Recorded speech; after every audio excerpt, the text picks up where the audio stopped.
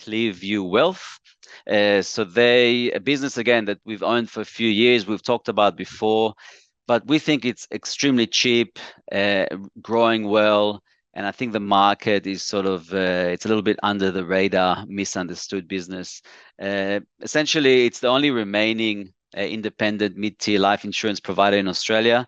They've got about 3.3% market share of in-force premiums, but they're taking over 11% of new written business. So essentially, if they were to continue to do so, their market share will grow to 11%.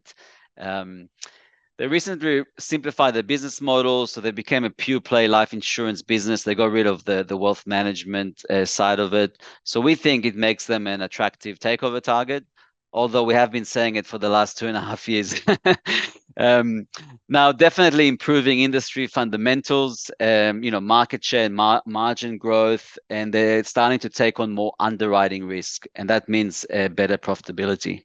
A really profitable momentum, double-digit growth for FY24 NPAT.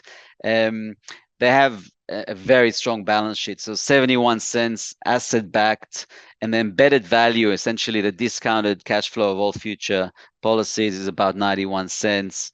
They sold some of those non-core holdings, so they got cash.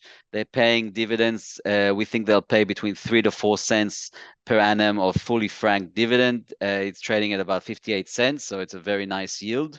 And they've obviously been a beneficiary of interest rate rises. They have a float, which is invested every time they raise rate in Australia. We don't think they'll raise anymore, but even so, if they did, they make more money. It's trading on about 9 times PE while it's growing at 20% per annum.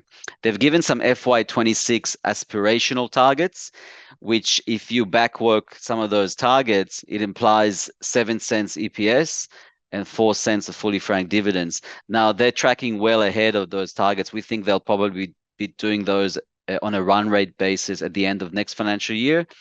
And one thing I'm confident is that if they were to hit those numbers, the stock will trade significantly higher than what it is at the moment. In the meantime, we're getting paid a really nice yield to sit and wait, and hopefully maybe one day it will get taken over. There's been a lot of rumors and rumblings, but nothing has happened yet.